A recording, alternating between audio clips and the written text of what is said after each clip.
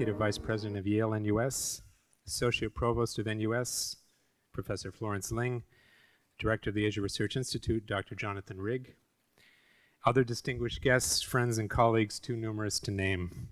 Welcome. I'm Greg Clancy, the Master of Tembusu College at NUS, but today I'm representing all the masters of all the NUS residential colleges who share this fabulous space.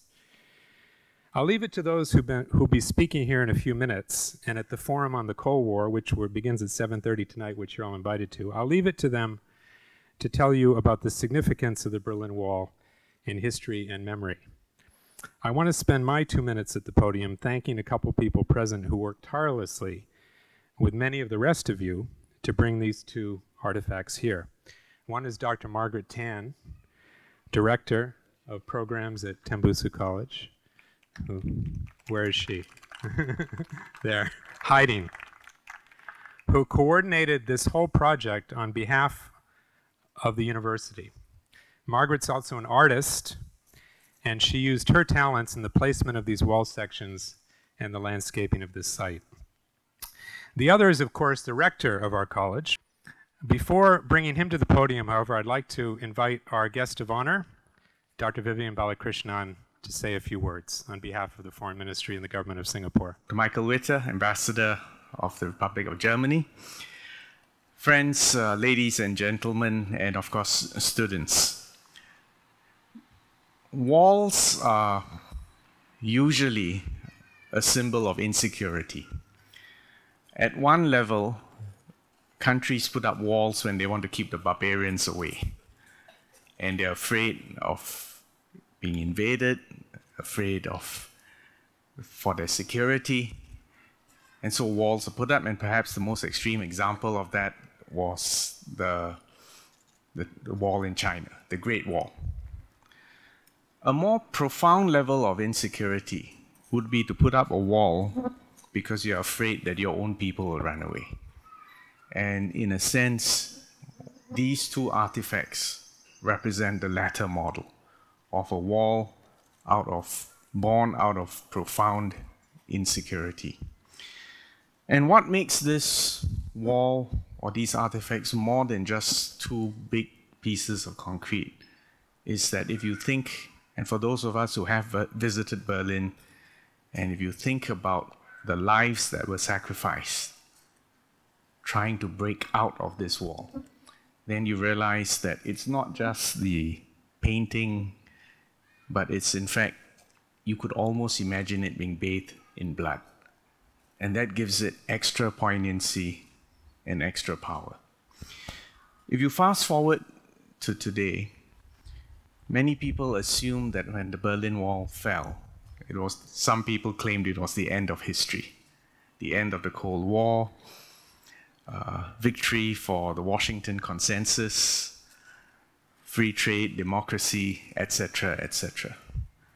Of course, that was in 1989 and 1990. Fast forward to today, and you realize, in fact, it is not the end of history, and some profound questions are confronting us today. Now, I know you're going to have a full-fledged seminar on that later on, so I'm not going to go into that, but I just want to leave you one thought, taking up from a point that Prime Minister Lee made when he visited Washington recently. He was asked, what are the prospects for the world 50 years from now? Now, 50 years is a long time. And the truth is you can't really predict, but he said that there is actually a fundamental choice. On one hand, we can have a world consisting of independent, self-sufficient countries or blocks of countries, erecting fences and walls, and engage in rivalry with people and blocks on the other side of the fence or the wall. If we choose such a world, it will be a world characterized by rivalry, militancy, cold wars, and perhaps, and almost certainly, proxy wars, and maybe even hot wars. That's one model. The other model is an interdependent world, that we don't have walls, that we have open borders, we are open to ideas, to trade, to products, to services, And in a sense, in a knowledge-based economy, surely we must believe in an open world, because ideas, in fact, derive their value not by scarcity, but by being shared. So this is still a fundamental choice confronting the world. A world characterized by walls, or an open world characterized by interdependence, mutual cooperation, and win-win outcomes. So I hope these two artifacts will continue to inspire the next generation to reflect on the meaning behind these and to realize that, in fact, the same profound questions confront us for the future. So I want to thank NUS for hosting this. I think I also need to thank Langer House for the sponsorship and support for this, and for all the individuals here who in your own way have made this possible. Thank you all very much. Let me now invite to the podium Professor Tommy Koh.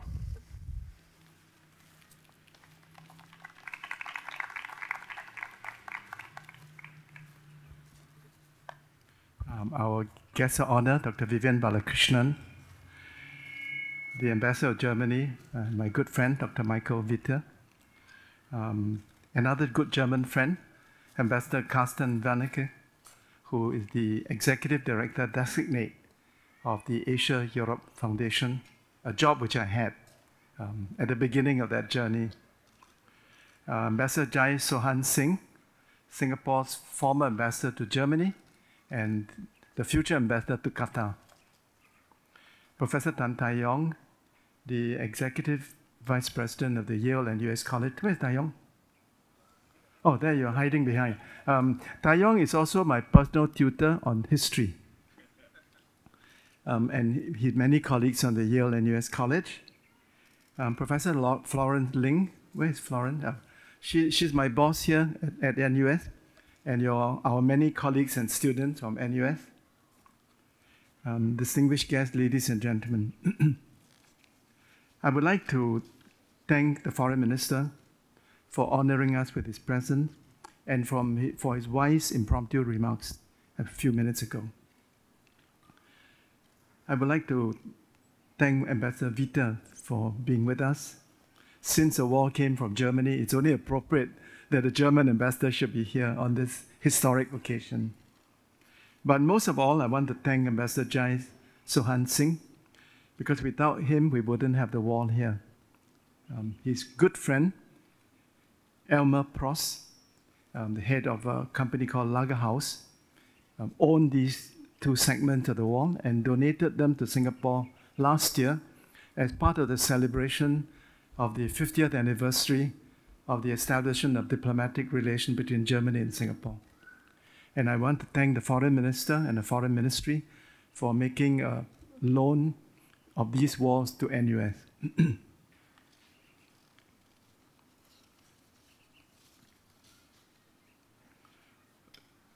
My wife has asked me, what is the significance of the Berlin Wall? And I said to her that the wall was built in 1961, as the Foreign Minister said, to prevent Germans living in East Germany from fleeing East Germany to West Germany. The wall acquired iconic status and came to be known as a symbol of the Cold War. I remember that 2 years after the wall went up, the charismatic young President of the United States, John Kennedy, visited Germany.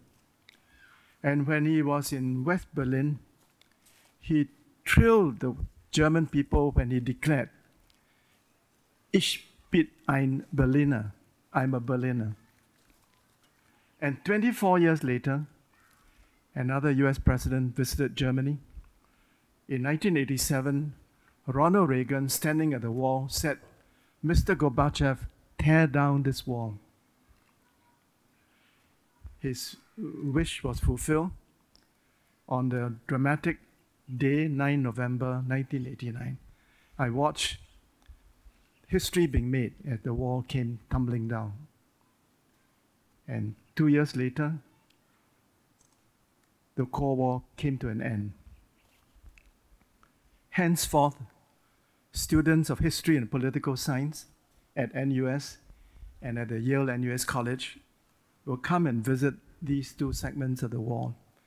They will be moved by them, and it will bring home to them the historical and political significance of the Cold War. For nearly half a century, 44 years, the world was divided between two blocs.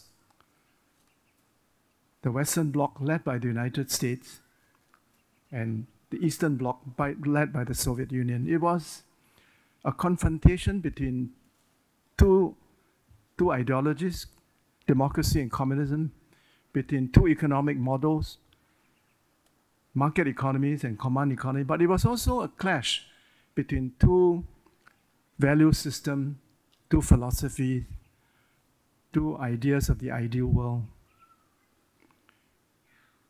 The most important geopolitical reality in the second half of the 20th century was the Cold War. So, as a sometimes student of history, I'm just very pleased that we have these two segments of this iconic wall here at NUS.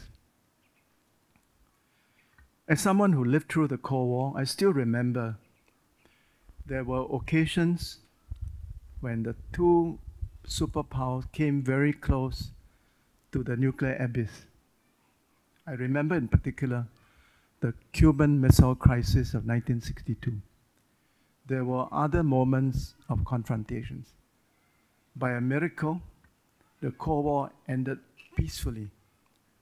And as I observe the contemporary world, I just want to conclude by expressing the hope that we are not about to see a new Cold War between the West and Russia in Europe, and between the United States and China here in Asia. Thank you very much.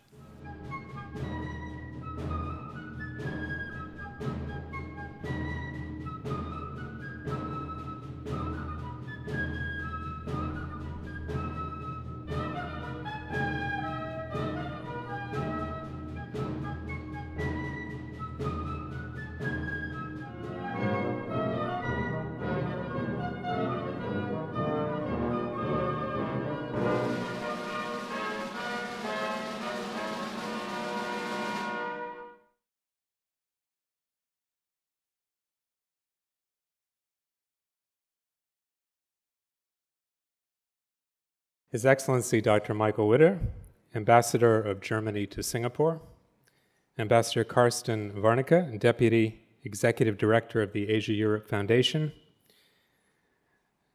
Director of the Asia Research Institute, Professor Jonathan Rigg, my fellow college masters, Professor Adeline Siao and Kunle Adeye, Mrs. Ko, other distinguished guests, professors, faculty, students, ladies and gentlemen. Welcome to Tembusu Forum on the Cold War. Let me tell you a short, I promise to keep it short, Cold War story.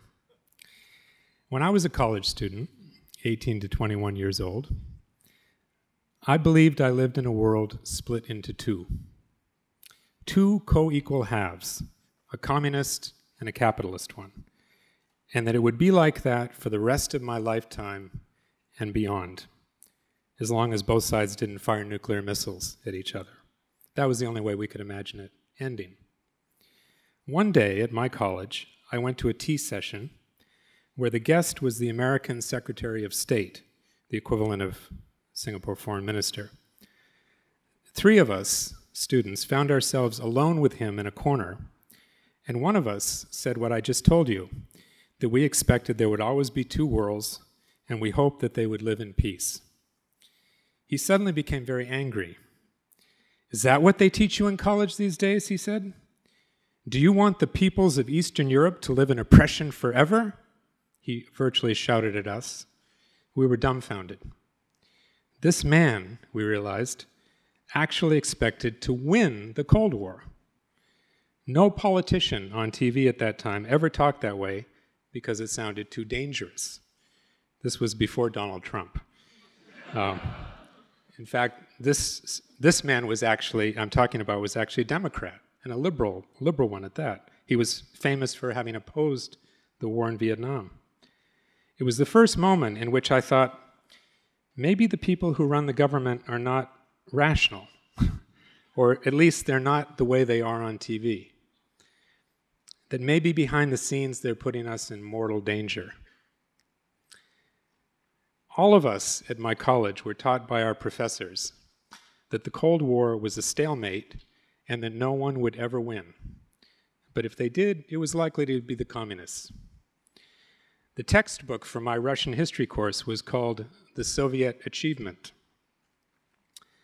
I tell you this story for 3 reasons. 1, to suggest that you should come to Master's Teas, because important people will sometimes say to a group of 19-year-olds surprising things that you don't hear them say in other places, like in front of a television camera. 2, some of the things they say might come true. They might be prescient. The Cold War did come to an end, to our surprise. 3, when you're 19, you don't realize the world will change as much as it actually does by the time you're in your 50s. Not a single one of my professors ever suggested that to me when I was your age. So please remember when you're in your 50s that I warned you that that would be the case. One man amongst us who's had to confront up close the Cold War in the course of his career is Professor Tommy Coe, who as ambassador to the United Nations and the United States was not a Cold Warrior like the American Secretary of State, but a man of peace, but a diplomat who lived with the Cold War every day. And since becoming our rector, he's decorated Tembusu College with symbols to remind us of the wages of war and the need for peace. Most recently, 2 fragments of the Berlin Wall, which we've just unveiled in the park across the street, and I invite you all to go tomorrow or the next day and examine.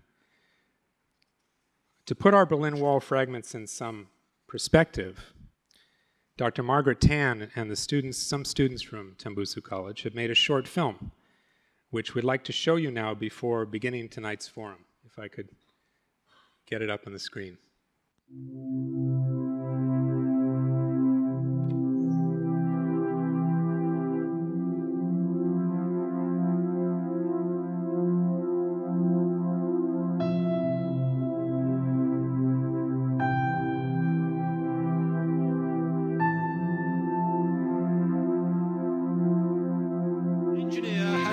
Started hammering into the Berlin Wall, making a first incision. Here we go now, any minute, any second now, the Berlin Wall will be broken into. A huge cheers going on.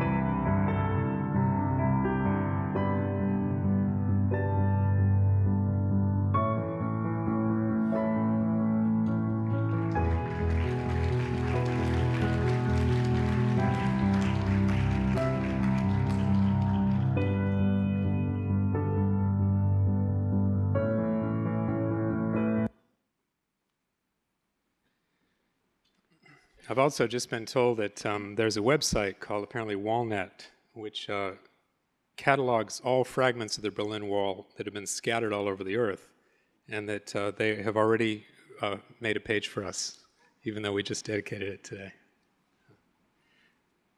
Let me now call to the podium the founder and convener of the Tembusu Forum, Professor Tommy Ko.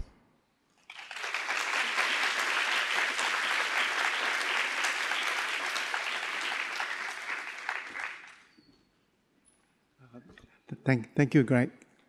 Since Professor Clancy referred to the name Donald Trump, I want to make a commercial. The next Tembusu Forum will be in the form of a mock US presidential debate. Yeah. And it will be on Tuesday, the 1st of November, right here at 7 p.m. I've been able to find two American friends, Tina Dutta, who will speak on behalf of Donald Trump, and Steve Okun, who will speak on behalf of Hillary Clinton. And then we will ask two students to join Professor Clancy to form a panel of independent experts to pose questions to the two speakers. And at the end of the evening, we'll take a poll. 4 years ago, when we took a poll, the result was a very accurate prediction of the election in America. I'm so happy to see so many of you here. I worried that not many students in Tembusu College would be interested in the Cold War. So thank you all very much for coming.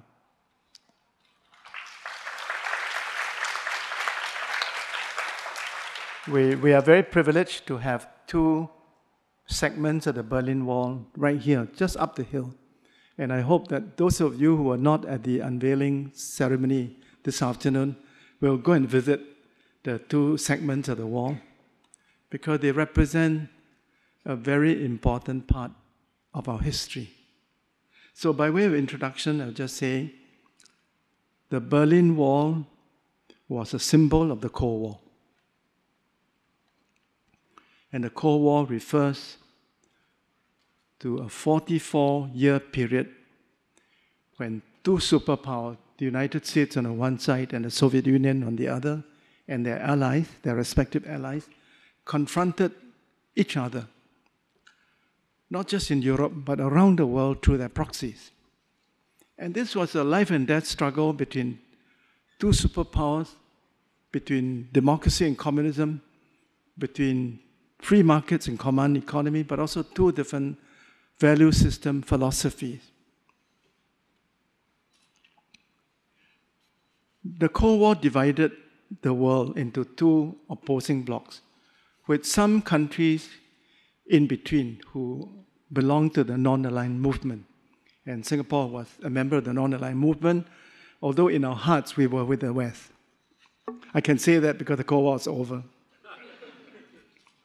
The Cold War was the most important geostrategic reality in the second half of the 20th century. When the Cold War ended, I'm very proud to say that the ASEAN countries did not seek vengeance with our former adversaries. Our adversaries were Cambodia, Laos, and Vietnam. On the contrary, in an act of great statesmanship, ASEAN invited our former adversary to join ASEAN. And they all did, and they are all members of the ASEAN family. The ASEAN country did another thing. When the Cold War ended, we felt it was an opportune moment for us to create an inclusive platform to bring all the stakeholders in the peace and security of this region together. So we created the ASEAN Regional Forum. These are two of the initiatives that the ASEAN countries took after the Cold War. So this evening, we've invited three very distinguished speakers to help us understand more deeply the historical and political significance of the Cold War. And I will begin by inviting Professor Ted Hoff from the Political Science Department to share his thoughts with us.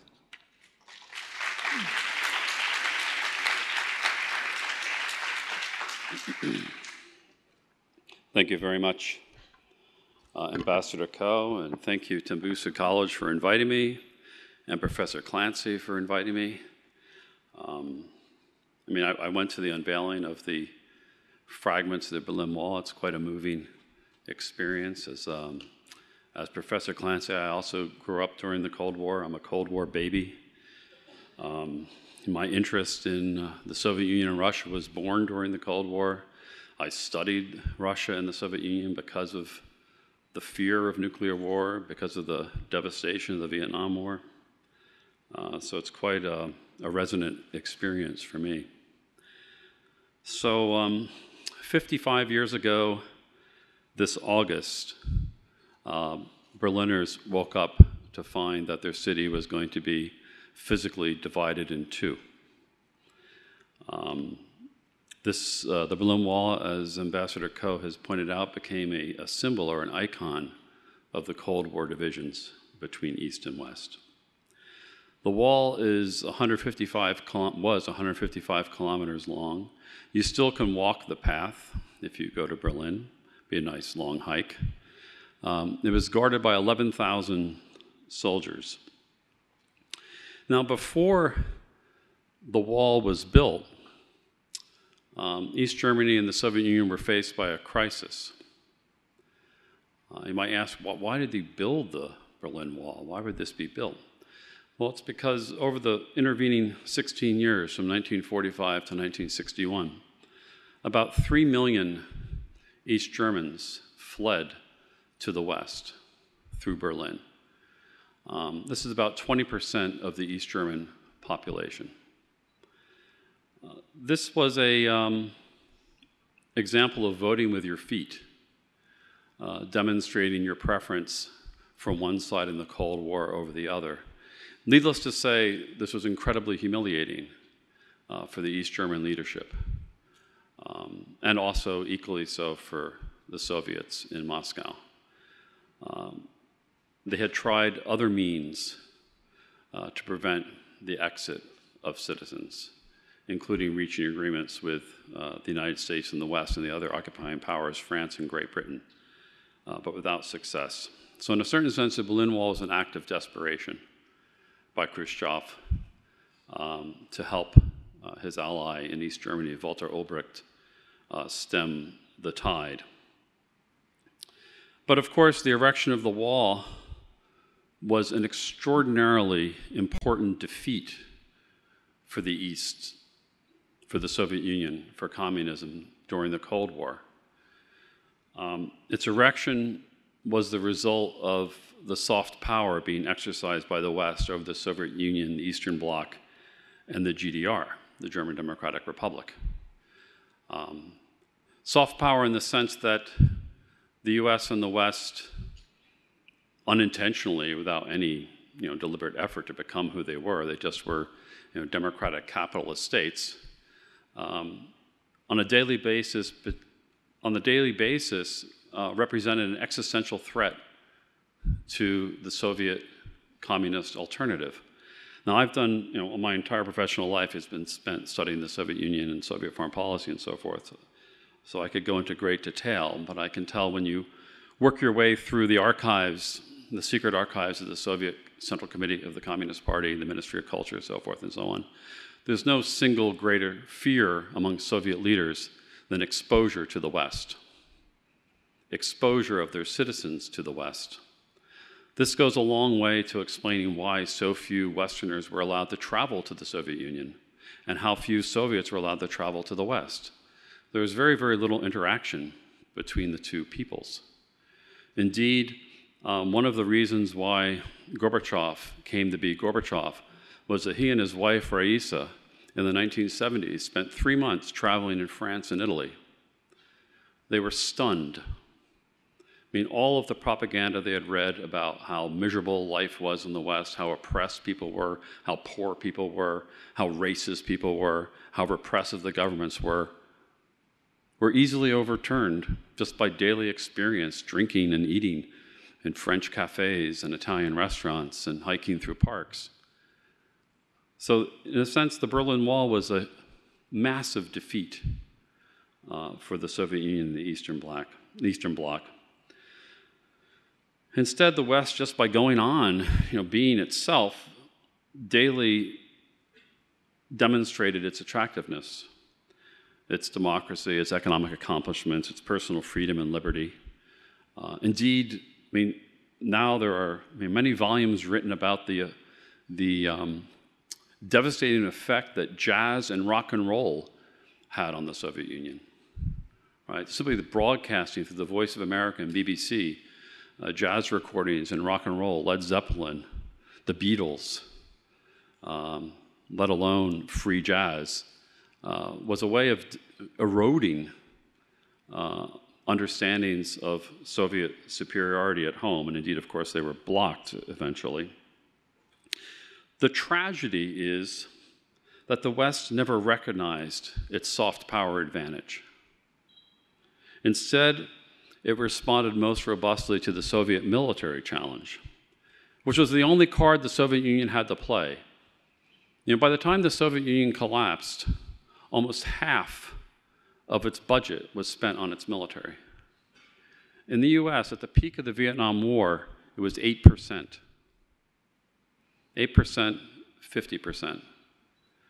And yet the US and the West never had the confidence of their own model to simply sit back and allow the soft power of the West to just slowly erode Soviet legitimacy at home. In fact, maybe this is what Edmund Muskie was referring to when talking to Professor Clancy. But of course, it's interesting. Liberals in general, the left in general, we don't have a left in the United States, so liberals in general, were very confident of the attractiveness of the American project, especially its ideal version, if not its lived reality. And so it had great confidence that it was going to win the Cold War, right? Because it was attracted to the values of the West. Unfortunately, for most of the Cold War, though, the US and the West didn't have confidence in their values. Instead, they played right into Soviet hands and engaged in a relentless military competition with the Soviet Union, and I think prolonged the Cold War needlessly. Which brings us to today. So the first thing we have to remember about the Cold War is that it's a misnomer. The Cold War was not cold. Why do we call it the Cold War? Oh, because the US and the Soviet Union never blew themselves up. But they sure as hell blew a lot of other people up. There were 20 million deaths during the Cold War. 20 million. Only 100,000 of them were Soviet and Americans. Less than 5%. The battlefields were in Vietnam, Cambodia, Mozambique, Ethiopia, Angola, Afghanistan, the Middle East, El Salvador, Chile, Argentina. The Cold War was played out everywhere but the Soviet Union and the US, and Europe for that matter. The balance of power between the US and the Soviet Union and Europe was quite stable. The balance of power between the US and the Soviet Union at the nuclear level was quite stable. So instead, they played out their Cold War competition in the developing world with horrendously destructive results. So it bears remembering that the Cold War is a fantasy in the sense. Another word for the Cold War that's used in American international relations scholarship is even more alarming. That is the long peace. Well, of course, it was a long peace between the US and the Soviet Union, but it wasn't very peaceful for much of the rest of the world. And the reason why I bring this up is that today, as you know, on a daily basis, all you have to do is read newspapers, let alone take international relations courses. The world is drifting to a new Cold War between the United States and China. And lest you think that a Cold War would be a pleasant equilibrium between the US and China, it really does behoove us, to you as well, to think about what the Cold War actually was and what the costs were. Now, I've spoken about the militarization of Soviet society as a consequence of the Cold War, but even the United States, despite its much vaster wealth, was quite militarized. The culture was militarized. The political discourse was militarized. Being soft on communism was a sin.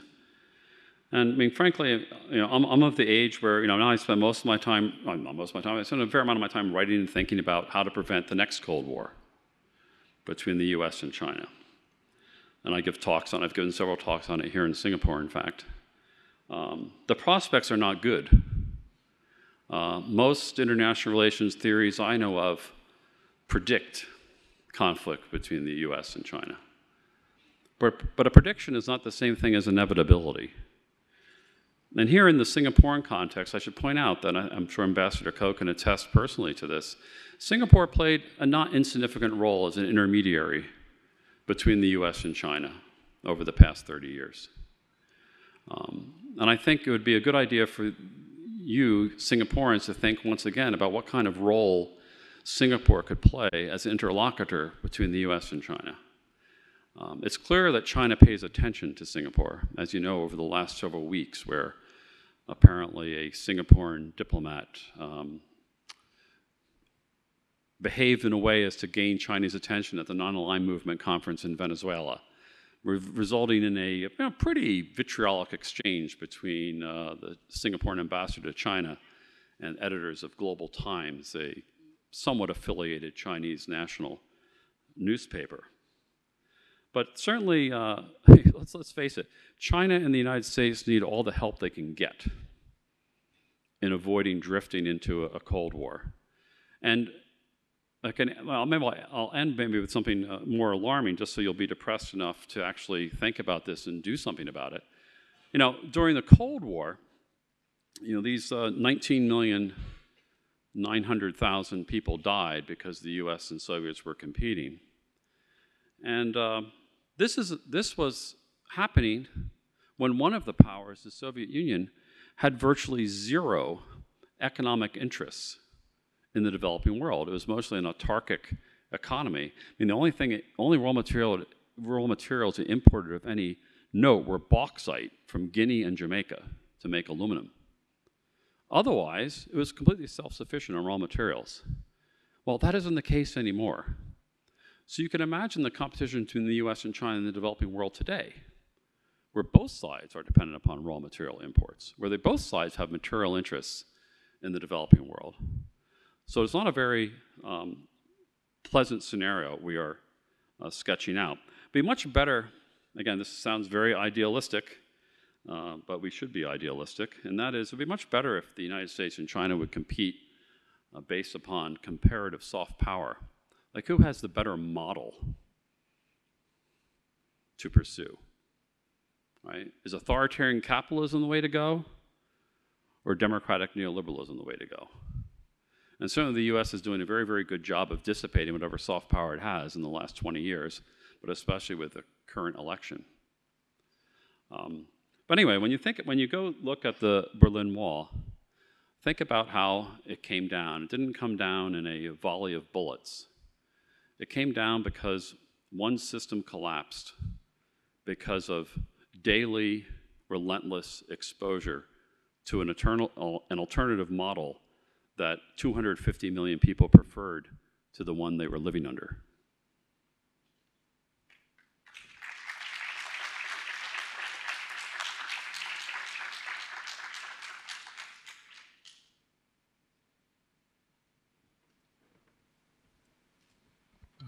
Thank you, Ted. In remarks which I made a few hours ago, I did say that when I look at the contemporary world, I was concerned about the danger of a new Cold War between China and the United States, but also between Russia and the West. I hope we learned the lesson that the Cold War was highly destructive, and the last thing the world needs is another Cold War. The next speaker is someone who had spoken before at a forum when we debated the question, is it better to be a university graduate or a master craftsman? I'm very pleased to welcome back to the Tembusu Forum the distinguished ambassador of Germany, Michael Witte.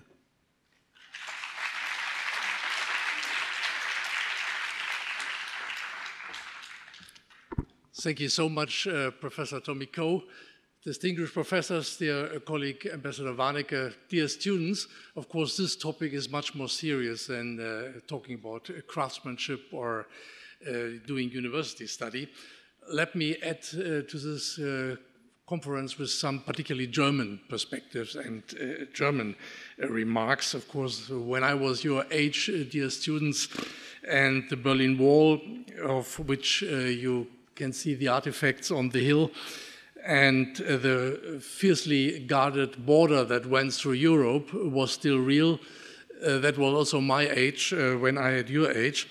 And East-West confrontation happened quite early. It happened even soon after the end of World War II, and it ended only 45 years later with the breakdown of the USSR and Germany's reunification on October 3rd, 1990, since then Germany's National Day.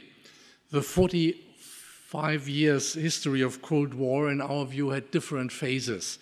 From a German perspective, these were in the beginning unsuccessful efforts of both the US and the USSR to include, after the end of the Second World War, all Germany into their respective influence spheres. Later, this was followed by a status quo with the formation of two German states and the setup of two economic and military blocs in Europe. In the 70s and later, a détente policy by Western Germany led to a legal recognition of all existing post-World War II borders, and the final phase was Germany's reunification after the peaceful collapse of the USSR. But let's start with the beginning in 1945.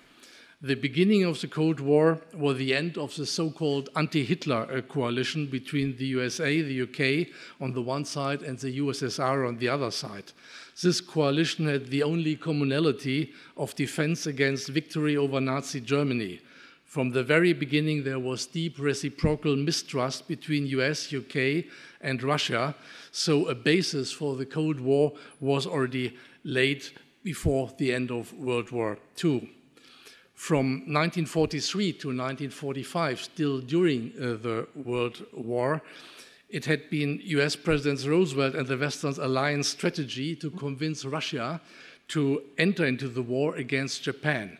And this was a continuing policy even after Nazi Germany had capitulated. In order to keep Russia in the line, Roosevelt accepted Russia's territorial claims for a post-war order in East and Southeast Europe. This meant that Russia established permanent sovereignty on the former part of Poland that had been the Russian share in the deal with Hitler to divide the country in the so-called Hitler-Stalin Pact.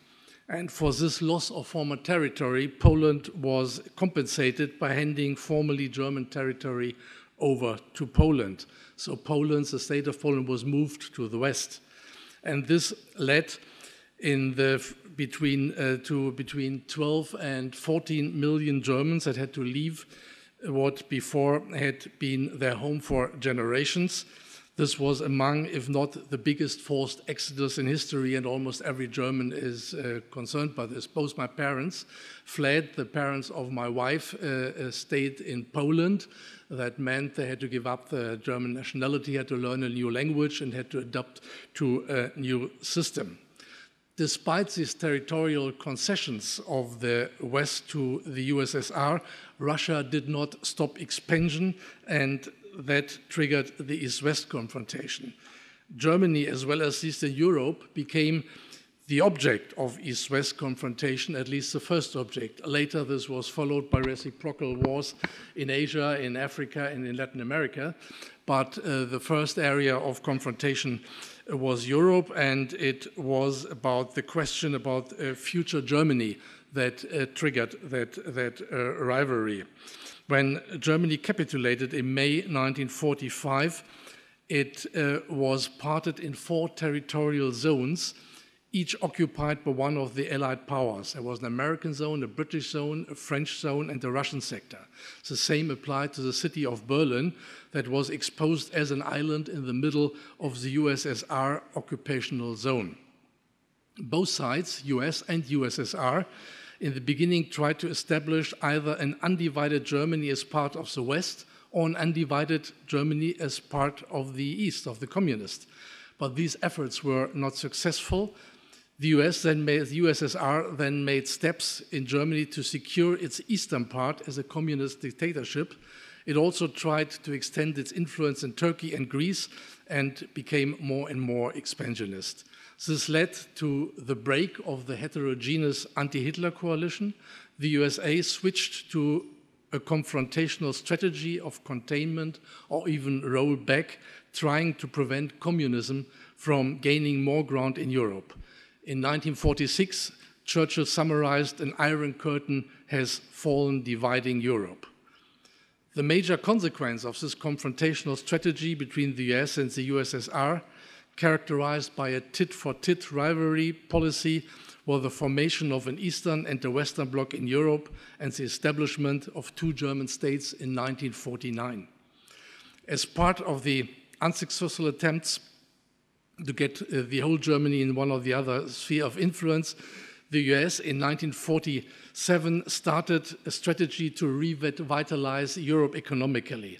They introduced the so-called Marshall Plan, or European Recovery Program, and they offered economic aid to Eastern European states also, but Stalin from the USSR forbid them to accept that. From the US, it might have been the last attempt to bring these states into the Western camp, which of course was not allowed by the USSR. But on the other hand, the US had also set conditions like free elections that positively were not acceptable for communist Stalin USSR. So in 1949, two German states were established as an expression of status quo between US and USSR. Neither of them could get hold of it. The Western-oriented Federal Republic of Germany, with Bonn as its capital, was firmly embedded in the Western camp, and the communist GDR, German Democratic Republic, under the rule of the USSR with East Berlin as its capital, was firmly embedded in the ring of Eastern European satellite states, forming a buffer around the USSR. Berlin remained a dividing city, East and West, only accessible by air or by driving through East German, Russian-controlled territory. The formation of the two German states in 1949 was preceded by a crisis about Berlin, starting in June 1949. A currency reform in the western part of Germany, the Deutsche Mark, was introduced, a first step for the creation of a Western state, opened the battle about Berlin and its future status. The USSR claimed that all Berlin was part of the Soviet Union, and they blocked the access to get to Berlin from the landway, from the land side. General Clay, then the American commander-in-chief in Germany, announced the strategic answer. If we mean to hold Europe against communism, we must not budge. The US and Britain created an air bridge and supplied provisions to their garrisons and the 2 million civilians in Berlin by air. Many aircrafts flew in day and night. They also moved aircraft, which is also important, with atomic bombs to West Germany. At that time, the US had still the atomic monopoly and therefore could take the risk of a certain escalation. After 11 months, in May 1949, the US gave in, reopened the land access to Berlin, and accepted the Western currency, also in Western Berlin. The status of West Berlin was saved, and the power play won by US-UK, certainly due to their atomic weapons superiority. Soon after, in August 1949, also the USSR got hold of the atomic bomb. A balance of threat between the two powers was established from this very moment onwards. This balance of threat, both atomic weapons, eliminated any chance for the foreseeable future to change power spheres in Central Europe. It also cemented the division of Germany as well as of Eastern and Western Europe for altogether 45 years. It started the phase of status quo acceptance during the Cold War in Europe. The formation of the Federal Republic of Western Germany was not uncontroversial within West Germany. The Germans were quite reluctant because they saw that the division would last for a long time. So they refused to call the constitution a constitution. It was called a basic law, making clear that it is only a temporary thing. And nevertheless, the division that followed meant an enormous hardship for the people, particularly in Eastern Germany as well as in Eastern Europe. West Germany was so fortunate to prosper economically due to an economic miracle in a social market economic order. After the formation of these two German states, in the years to come, both states consolidated further, and as East and the West camp was formed, there was the EU and NATO on the west side formed, and the Warsaw Pact and the Comecon, an economic pact of the Soviet Union and Eastern European countries were established. Within the EU, Germany and France became particularly took a particular alliance and used as a bridge builder within Europe, which was important as for many years Germany and France had been considered as arch enemies. There were various steps in this process: European Community for Coal and Steel, and then NATO accession in Germany, European Economic Community. This history was quite complicated. The USSR tried 2 times again to give a special status to all of Europe. There was a so-called Stalin note offering elections in all Germany. And there were, before Germany entered NATO, there was another attempt offering elections in all Germany if a neutralized Germany would arise, but this was refused from the West, and this was refused from Germany's first Chancellor, Konrad Adenauer, who followed as a strategy what was called a magnet theory, meaning making the West Germany so attractive and making the West camp so attractive that as a magnet it attracts everything and lets the communist order at a certain point collapse, which in the end really happened. It has already been mentioned, in August the Berlin Wall was erected. This was part of a number of elements that showed that besides that status quo, the people were still heavily suppressed. There were many events like this. There were protests in Hungary in 1956, suppressed by Russian tanks. There were, before 1943, there was an upheaval in East Berlin. There was an invasion of the Warsaw Pact in the CSSR in 1968. Then President Brezhnev even declared a new Brezhnev doctrine as public international law, saying socialist countries have only limited sovereign rights, as they are part of the socialist family that limits their rights. So there was a status quo going on, but in different phases. And when the Berlin Wall was erected, the US did no longer had they did not try to escalate tensions, because at that time both superpowers possessed atomic powers, and the situation was quite different than the Berlin crisis at the beginning of the formation of the 2 German states in 1949. So the status quo that arose between the superpowers was also taken over by the German government in the years 69 to 89. This was Chancellor Brandt, Foreign Minister Scheel.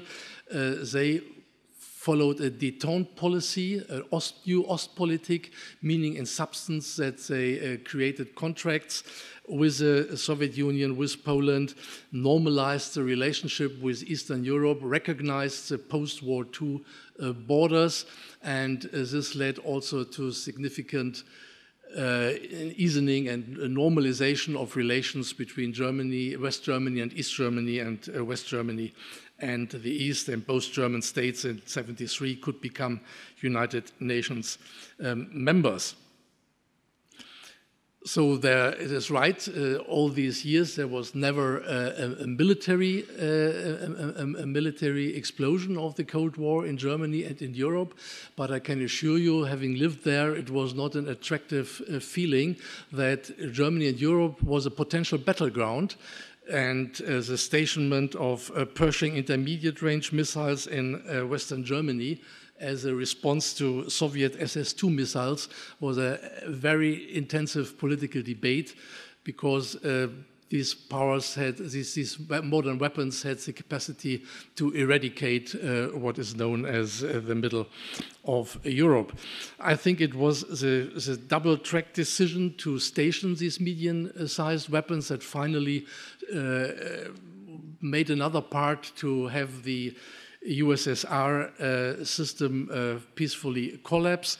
Gorbachev had his reforms, but the reforms came too late or were not sufficient, and the reforms triggered an auto-dynamism in the Baltic states and in other states, and so finally the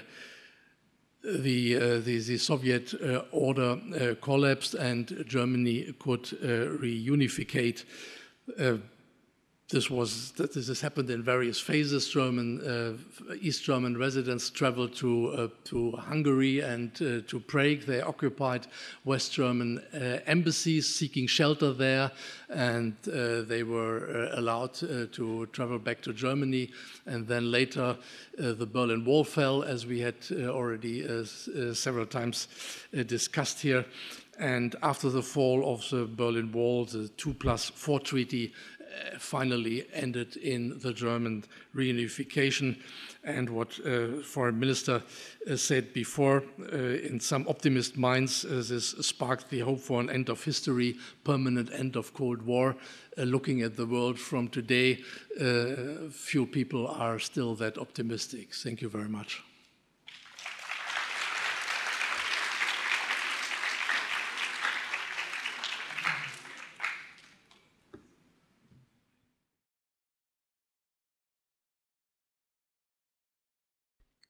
So Ambassador Witte has given us a short recital of the milestones of German history and milestones in the East-West confrontation in Europe with the center in Germany. But as somebody who lived through the Cold War, I must say the end of the Cold War was, for me, one of the miracles of the 20th century. I had feared that the Cold War would end in an armed conflict between the two superpowers. I never imagined that it would be the result of a collapse of will on the part of Russia and the Soviet Union. And a question I'd like to ask the historian, to ask Ted, ask Joey, if Gorbachev had not become the General Secretary of the Communist Party of the Soviet Union, would the Cold War still have ended in a way it did?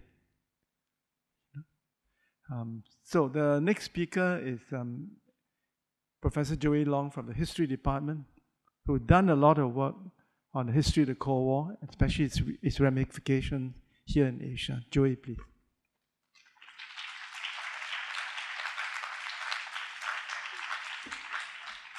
All right.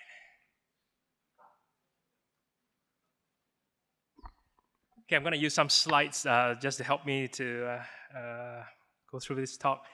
Thank you, Professor Koh, for inviting me to this forum. My presentation is divided into 3 sections.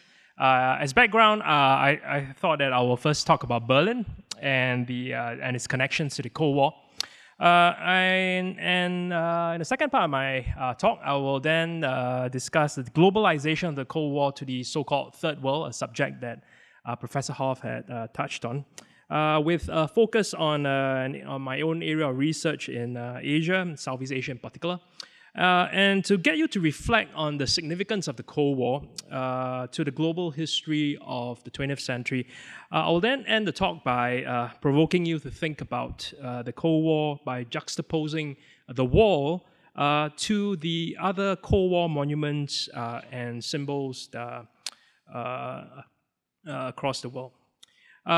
And to those ends, and to help you follow my talk, let me just state the three key arguments I'll be making. First, I want to argue that the Cold War indeed was a truly global event. I want to suggest that apart from the Cold War in Europe, we should not forget that the so-called Third World was also profoundly embroiled in the superpower conflict. Second, I want to argue that the Cold War powers intensified the internal conflicts that broke out across the Third World. And third and finally, I want to argue that while the wall must surely be there when we reflect on the Cold War and its significance, we should also consider, I think, other sobering symbols as well. So let me start with Berlin and the Cold War. I'm no scholar of Germany, but it sure is a fascinating place. One of the intriguing things about Germany, of course, is its association with revolutionary and contradictory ideas.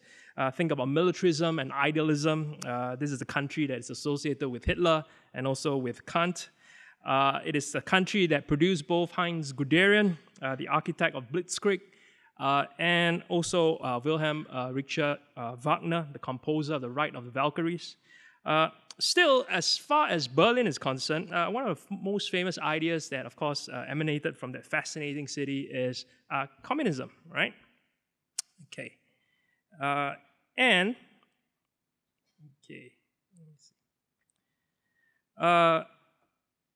of course, it started in October 1936, when a student came to this university, the University of Berlin. He was there to study law, but he was more interested in philosophy and history. The student was, as I understand it, a hard drinker, and I understand he socialized more than he studied. And of course, that person was Karl Heinrich Marx, a young Prussian student, inspired by the Enlightenment thinkers such as Immanuel Kant and Hegel. And Marx's ideas formed the bedrock of what came to be known, of course, as communism. The proletariat, according to Marx, had nothing to lose, right, but their chains. So in a Communist Manifesto, Marx urged workers to rise up against the rulers and establish a classless society. He argued that their loyalty should not be for any country, a king or president, but for fellow workers the world over. And his ideas, of course, would have a significant impact on the history of the world. But apart from communism, in Berlin would be born other ideas that would define the 20th century, the Cold War, and of course, beyond. And we are back in this university again, where in 1914, a scientist was appointed a professor of physics. He had previously published a paper entitled, "Does the Inertia of a Body Depend Upon Its Energy Content?" On the subject of the mass energy equivalence. He argued that energy always exhibits relative mass in whatever form the energy takes, and came up with the equation E equals to mc squared, where E is energy, and m is mass, and c is the speed of light in a vacuum to describe the phenomenon. And this professor's name, of course, is Albert Einstein, and his ideas contributed to nuclear fission research. Einstein's ideas traveled across the globe and changed the way people thought about physics and the sciences. And he, of course, inspired scientists. It is true that his equation would only be used to measure the strength of the bond among different atomic nuclei. And without E equals to mc squared, certainly the atomic bomb will still be built. But it was actually Einstein's politics after he crossed over to America in 1933 that played a comparatively more influential role in the story of the atomic bomb than his physics. He was the one, of course, that was approached by a fellow physicist, and he wrote a letter to President Franklin Roosevelt, essentially suggesting that the Nazis were developing research on nuclear weapons, or atomic weapons, and he urged the president to take action. That culminated eventually, of course, in the Manhattan Project, the development, construction, and the testing of the first atomic bomb. And it was due to Einstein's appeal that work began on the bomb in the United States in time that it was ready for use in a war. Otherwise, you find that Einstein's contribution was actually limited. He never worked directly on the project, and he was also a pacifist. The idea of two of Berlin's most famous personalities then would combine to influence international politics in a remarkably revolutionary way. One formulated an ideology that helped to split the world into three: the communist world, the liberal capitalist world, and the third world as well, or the non-aligned during the second half of the 20th century. And the other, of course, contributed to the development of a weapon that furthered global tensions, but also helped, I think, as scholars would argue, to induce caution in the action of the two post-World War II powers. Professor has mentioned this about the long peace. Indeed, you find that so paradoxically stabilizing was the nuclear weapon that, again, the scholar by the name of John Lewis Gaddis dubbed the period of the Cold War a period of the long peace. So in combination with other factors such as the alliance system and advancements in reconnaissance, Gaddis argued that the fearsome and unprecedented destructive power of the nuclear weapon would essentially induce a sense of restraint. So mutual assured destruction sustained the long peace between the Soviet Union and the United States because the costs of going to war would be too great. So indeed, so stable was the relationship and so predictable was the politics between the two sides that I think some scholars actually wax nostalgic about the Cold War after the war fell.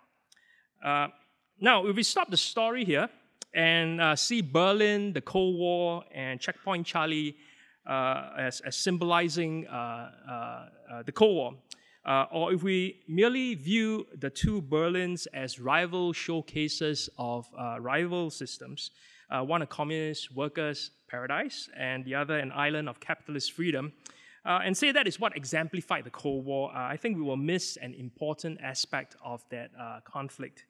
This brings me to the second part of my talk. What I want to do is to briefly lay out three ideas on the table for you to consider.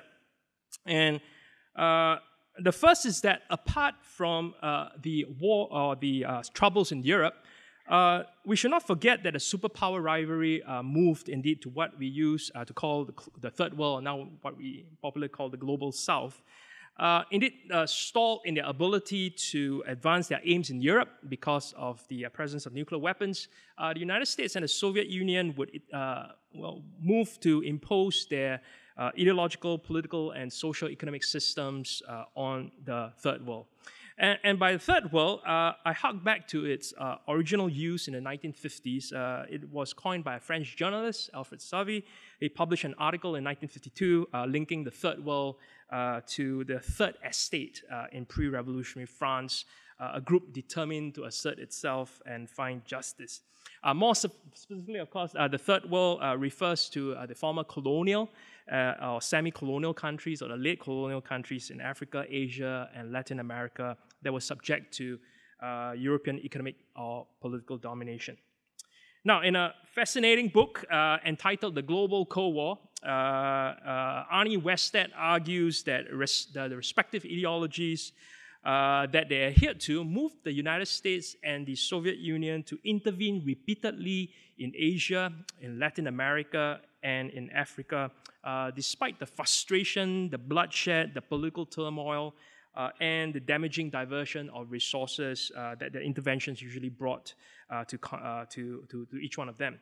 And each superpower viewed itself, according to Westad, as the quintessential embodiment of a modernity, and therefore as the nation best suited to the task of bringing progress, so to speak, to the rest of humanity. So while Europe was frozen by the Cold War and the threat of nuclear war into two stable blocks, the developing world appeared as a dynamic laboratory for new ideas about human progress.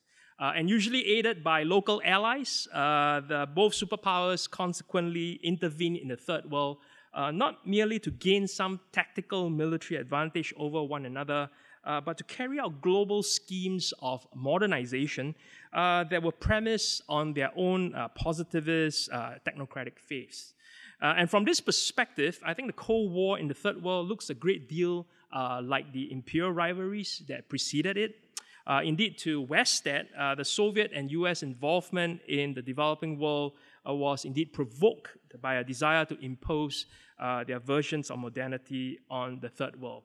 So Americans would only be safe when the world had become more like America. Likewise, the Soviets would only be safe when the world had become more like the Soviet Union. The second point I want to lay out on the table is the untold destruction, indeed, left behind by the superpower rivalry in the Third World. The two superpowers plus China helped to essentially destroy the religious, the peasant, and the local values that underpin those societies and replace them with liberal capitalism or communism overseen oftentimes by rather brutal governments. The United States, of course, helped to install in Iran, Guatemala, and the Congo right-wing governments that killed large numbers of their own. The Soviet Union likewise supported vicious regimes in Ethiopia and Angola and intervened in Afghanistan. And the Chinese, of course, supported the Khmer Rouge regime in Cambodia. A few nations, of course, with industrial capital base, access to international markets, and export-oriented policies ultimately did well, especially in Southeast Asia, but most actually did very poorly. Indeed, you find that by demolishing traditional third world societies, the superpower interventions left those societies vulnerable to further disasters of their own making. The third and final point in this section that I want to make is this. If you wish to understand indeed what is happening in contemporary politics, I think study the Cold War, particularly in the Third World. I think the legacy of the Cold War is sharply felt in the unsettled Third World.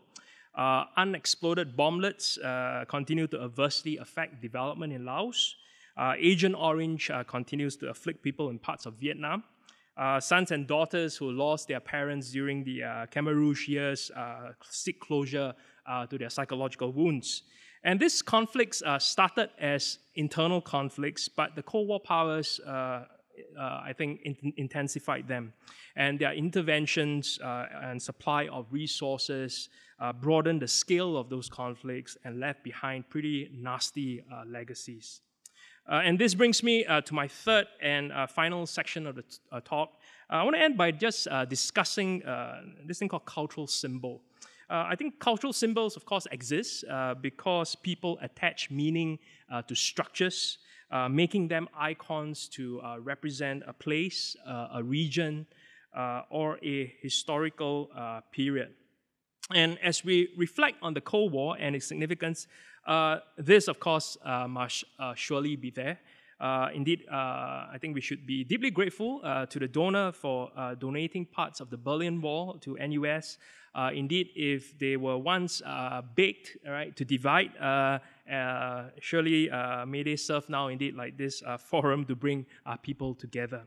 But as I had argued, apart from the wall, I think we, at least in Asia, should be reminded to reflect on the Cold War in other ways. So let me just place some of the following for our consideration, right? Without me speaking about them, perhaps we should just think about them as we reflect on the significance of the Cold War beyond Europe.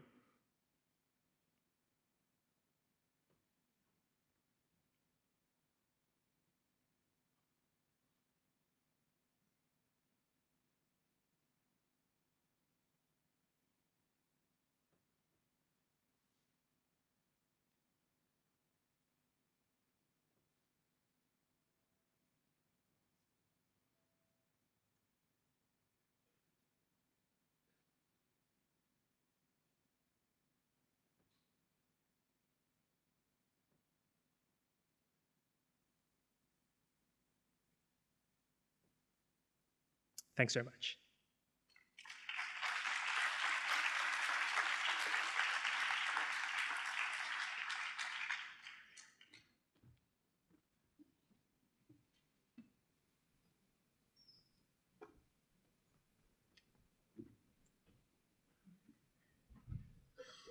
We're now at the part of the program when you'll be able to ask questions of the panelists. There are microphones on either side, and would ask everyone who has a question to first identify themselves and either the college you're from or the department And you can ask a question to any of the panelists.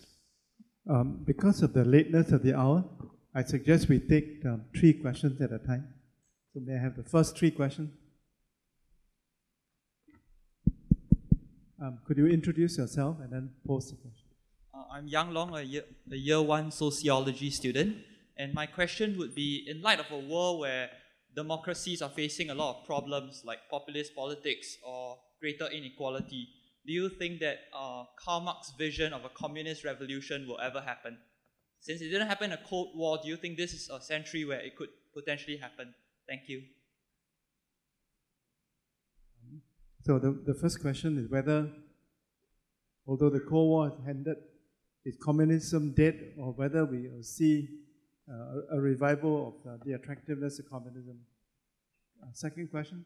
Hi, good evening. My name is Daniel. Yeah, I'm Daniel. I'm a mechanical engineer. Professor Hoff, you mentioned earlier that the next Cold War could happen between the US and China, and perhaps for good reason. But at the same time, what do you think is the likelihood of a new Cold War happening because of what's going on in Ukraine at the moment? Repeated accusations of ceasefire violations, escalating tensions. Yeah. And long story short, are these claims alarmist? Is Putin indeed, getting a little bit nostalgic? A little bit of Soviet-style expansion is what's needed right now, something like that. Okay, thank you. Yes, yeah. So the question is really, are we seeing the beginning of a new Cold War between Russia on the one side and the Western countries? Right, because some people say that it's a proxy war that's going on in Ukraine right now. Okay, good question, thank you. One more question. Anybody? What about somebody on this side of the room? One of the women, no? Don't let the male dominate. Any young women? Okay, then we take the 2 questions first. The first question is communist dead? Or is there in view of the growing inequality in the world, is there a possibility of a revival of the attractiveness of the communist system? And the second, are we seeing a new Cold War in Europe with Ukraine as the center of the battleground? Ted, you want to go first? Sure.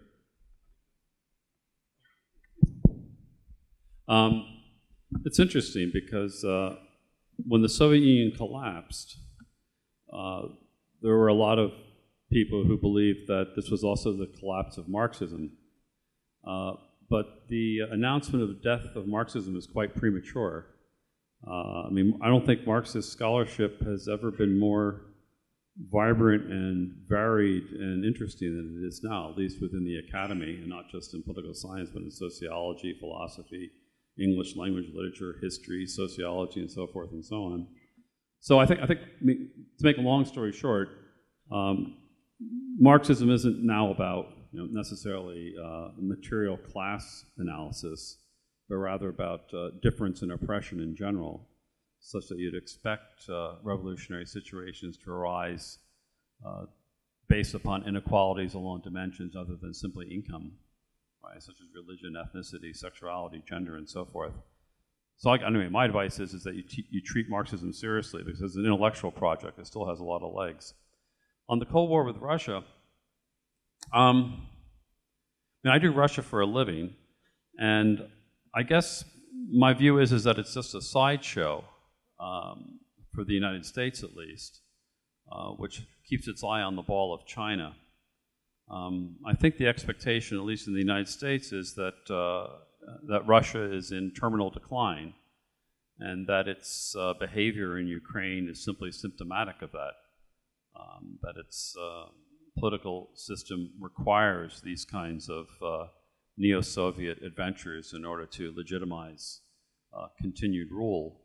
But that's not the Cold War that I would be worried about. I'm more worried about a Cold War that would go on for decades rather than one that could be over within a few years. Can I answer your question about Gorbachev? Yeah, please. Yeah.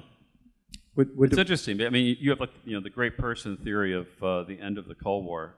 In my view, Gorbachev was not sufficient to end the Cold War, but the timing is critical, because as soon as he came to power in March of 1985, he was already sitting on top of a country that had hundreds of thousands, if not several million people who already understood the Soviet Union as a failed project, and instead saw the Soviet Union as a country that should become a normal social democratic great power. So in that sense, ultimately, someone would have come to power in the Soviet Union who would have been like Gorbachev, who would have unleashed these forces. But at the very moment. I lived in the United States during that period, and certainly the Americans did not think the Soviet Union was about to collapse. I think it's still considered the Soviet Union a threat to America and to the West.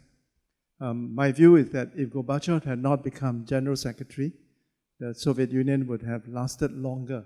Oh, I yeah, don't know how longer. much. I don't know how much longer. If Right. Putin, for example, were the General Secretary, maybe the Soviet Union would still be around in some shape or form. You know, I mean, I may be wrong. So, I'd like to hear the other two. Michael, you want to go next?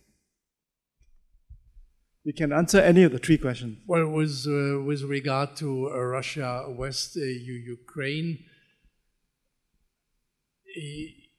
Putin is not Gorbachev. For Putin, the greatest disaster of the last century was the collapse of the USSR system. So he does everything he can in order to re-establish a broader Soviet power base.